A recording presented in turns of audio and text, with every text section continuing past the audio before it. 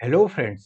आज हम उग्रवादी आंदोलन और उसके आगे जो बंगाल विभाजन है और उसके बंगाल विभाजन के जो परिणाम स्वरूप स्वदेशी आंदोलन प्रारंभ होता है उन तीनों के बारे में पढ़ेंगे। तो स्टार्ट करते हैं आज का डिस्कशन। ठीक है, उग्रवादी आंदोलन को हम देखें तो जब 1885 में कांग्रेस की स्थापना हुई, इंडियन नेशनल कांग्रेस की, तो यहाँ पे हमें उदारवादी लोगों की ज्यादा विशेष भूमिका देखी जाती है। परंतु जब 20 साल गुजर जाते हैं आईएनसी की स्थापना को, तब भी ब्रिटिश जो सरकार थी वो अन ब्रिटिश रूल बनाई हुई थी। क्या बनाई हुई थी? अन ब्रिटिश रूल बनाए हुई थी। ठीक है, और लोगों में व्यापक स्तर पर नाराजगी नाराजगी थी। ठीक है, तो इसी क्रम में क्या होता है, लाला लाजपत राय, बाल गंगाधर तिलक, विपिन चंद्र पाल जैसे भारतीय नेता उग्रवादी जो विचारधारा को जन्म देते हैं ना। उग्रवादी विचारधारा कहने का तात्पर्य कि मतलब जो विरोध की राजनीति होगी वो धरना प्रदर्शन है ना, मतलब थोड़ा हिंसक तरीके से होगी। मतलब विरोध ऐसे नहीं होगा शांतिपूर्ण तरीके से, जैसे उदारवादी लोग करते थे, है ना। अब उग्रवादी आंदोलन के उदय के कारणों को हम देखें तो औपनिवेशिक चेहरा उजागर उजागर हो गया, है ना। 20 साल तक इन्होंने कहीं नहीं किया। जब आईएनसी की स्थापना हुई उसके 20 साल तक ज्यादा कोई व्यापक परिवर्तन नहीं दिखा और भारतीयों की दशा वैसी की वैसी बनी रही। 1897 में एक घटना हुई थी। 1897 में जो बाल गंगाधर तिलक है, इन पर राजद्रोह का केस चलाया गया, है ना। इन्होंने अपने एक लेख लिखा था यंग इंडिया में, है ना। उस लेख के आधार पर इन पर राजद्रोह का केस चलाया गया, है ना। राजद्रोह का केस चलाया गया। इससे जो भारत की जो राष्ट्रीय एकता को बढ़ावा मिला और उग्रवादी आंदोलन को बढ़ावा मिला।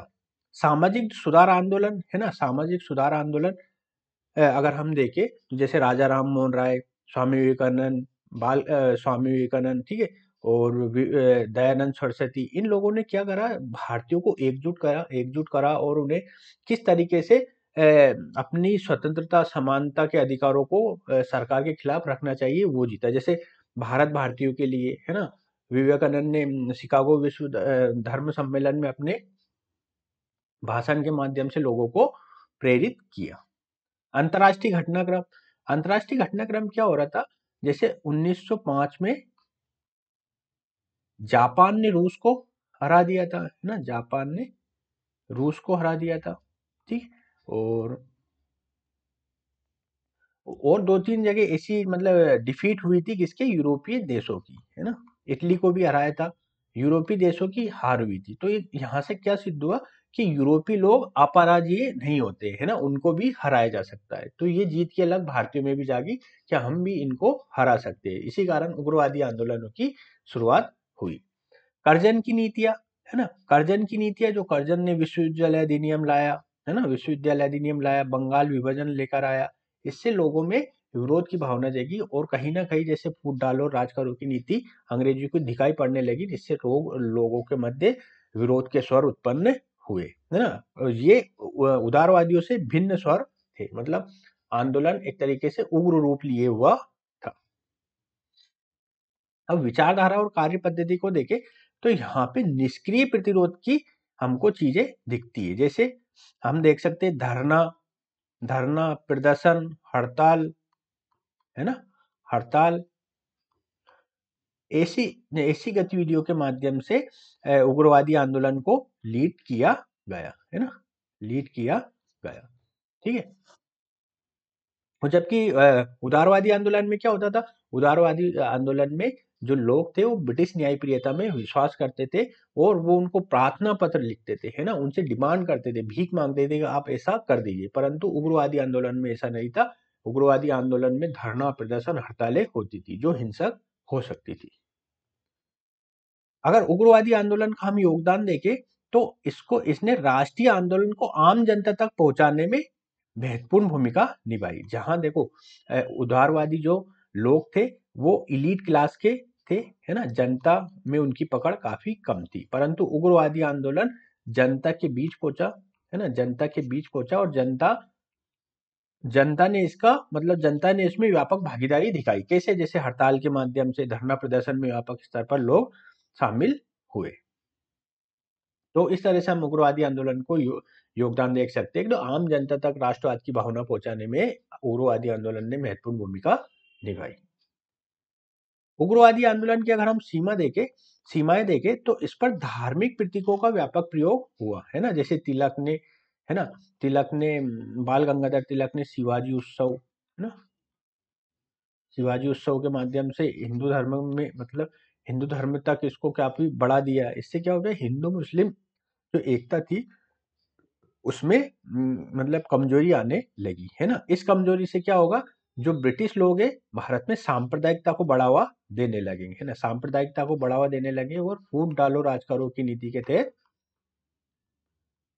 फूट डालो और राज करो की नीति प्रयोग करेंगे, ठीक है, राज करो की नीति का प्रयोग करेंगे, ठीक है। और जो उग्रवादी जो इसमें आ जाते हैं आईएनसी में, इंडियन नेशनल कांग्रेस में, तो 1907 का जो सूरत अधिवेशन होता है ना, सूरत अधिवेशन होता है, इसमें उग्रवादी और उदारवादी जो नरमपंथी लोग हैं, गरमपंथी और नरमपंथी जो लोग हैं, इनके मध्य विभाजन हो जाता है और जो उग्रवादी लोग हैं आईएनसी से बाहर कर दिए जाते हैं, है ना। इंडियन नेशनल कांग्रेस से जो उग्रवादी लोग हैं इनको बाहर कर दिया जाता है, मतलब कांग्रेस से बाहर कर दिया जाता है, और जो उदारवादी है इसमें इनकी जीत हो जाती है ना। आगे जब 1916 का अधिवेशन होगा तब जाकर इनमें वापस एकता होगी, वो हम जब पढ़ेंगे, ठीक है। अब हम देखेंगे बंगाल का विभाजन। बंगाल का विभाजन कौन करता है, बंगाल का विभाजन करता है लॉर्ड कर्जन, है ना, लॉर्ड कर्जन, ठीक है। वो बंगाल विभाजन मेनली क्या प्रक्रिया थी, बंगाल एक राजनीतिक गतिविधियों का केंद्र था व्यापक स्तर पर, और बंगाल एक बहुत बड़ा प्रांत था, ठीक है। तो लॉर्ड कर्जन ने ये सोचा कि यहाँ पर हमको जो राजनीतिक गतिविधियां या जो राष्ट्र की भावना पैदा हो रही है सरकार के खिलाफ, उसको तोड़ने के लिए हमें इस बंगाल के दो हिस्सों में डिवाइड कर देना चाहिए, एक पूर्वी बंगाल और एक पश्चिमी बंगाल। पूर्वी बंगाल की राजधानी ढाका बनाई इन्होंने, और पश्चिम बंगाल की राजधानी कोलकाता को बनाया, ठीक है। इसकी घोषणा कब की जाती है, 19 जुलाई 1905 को इसकी घोषणा की जाती है, और ये लागू कब हुआ, बंगाल विभाजन 16 अक्टूबर 1905 को ये लागू हुआ, है ना। और इसको विभाजित करने का इसने कारण क्या बताया, प्रशासनिक कारण इन्होंने दिया, है ना। लॉर्ड कर्जन ने क्या बोला कि प्रशासन एक बहुत बड़ा प्रांत है तो प्रशासनिक दिक्कतें आ रही है, इस कारण से हम इसका विभाजन कर रहे हैं। परंतु वास्तविक कारण कुछ और था, वास्तविक कारण था भारतीय राष्ट्रवाद को कमजोर करना, है ना, भारतीय राष्ट्रवाद को कमजोर करना, क्योंकि इस क्षेत्र में व्यापक गतिविधियां हो रही थी और कलकत्ता जो था वो भारतीय राष्ट्रवाद का गढ़ बनता जा रहा था। अब बंगाल विभाजन के जो विरोध स्वरूप भारतीय लोगों ने क्या चलाया, स्वदेशी आंदोलन प्रारंभ किया, है ना, स्वदेशी आंदोलन की शुरुआत की। स्वदेशी आंदोलन के तहत जो विदेशी वस्तुओं के बहिष्कार और जो भी अंग्रेजों के द्वारा चीजें की जा रही थी तात्कालिक स्तर पर, उनका विरोध करना प्रारंभ किया, है ना। इस विरोध और इसका प्रारंभ कब होता है, 7 अगस्त 1905 को स्वदेशी आंदोलन की शुरुआत होती है ना। आपको कभी कभी क्रोनोलिकल ऑर्डर पूछ लिया जाता है, तो आपको ये याद रखना है कि स्वदेशी आंदोलन पहले प्रारंभ हो गया, 7 अगस्त को प्रारंभ हो गया, जबकि बंगाल का विभाजन कब लागू हुआ, बंगाल का विभाजन कब लागू हुआ, 16 अक्टूबर 1905 को लागू हुआ। मतलब बंगाल विभाजन बाद में हुआ, पहले पहले क्या हो गया था, स्वदेशी आंदोलन प्रारंभ हो गया था, ठीक है। विदेशी वस्तुओं की बहिष्कार इस पर किया गया, है ना। विभिन्न समितियों का गठन करके हड़तालों का आयोजन किया गया, है ना, स्वदेशी आंदोलन के तहत। और छात्रों की इसमें व्यापक भागीदारी रही, है ना, महिलाओं की भी इसमें भागीदारी रही। परंतु अगर हम देखेंगे तो किसानों ने इस आंदोलन से दूरी बनाकर रखी। और सांस्कृतिक क्षेत्र में भी व्यापक उन्नति हुई, है ना, स्वदेशी आंदोलन के तहत। जैसे रविन्द्रनाथ टैगोर ने आमार सोनार बांग्ला नामक गीत लिखा, जो आगे चलकर बांग्लादेश का राष्ट्रीय गीत बनता है ना। और बहुत सारी गतिविधियां हुई, जैसे हम देखें तो स्वदेशी आंदोलन के तहत बंगाल के क्षेत्र, पहली बार इतना बड़ा आंदोलन व्यापक जो राष्ट्रीयता की भावना से युक्त था, वो स्वदेशी आंदोलन था, है ना। बंगाल के बाहर भी फैला है, जैसे महाराष्ट्र के क्षेत्रों में भी ये पहुंचा स्वदेशी आंदोलन की आग, दक्षिण के क्षेत्रों में भी गई, है। और अगर देखा जाए तो स्वदेशी आंदोलन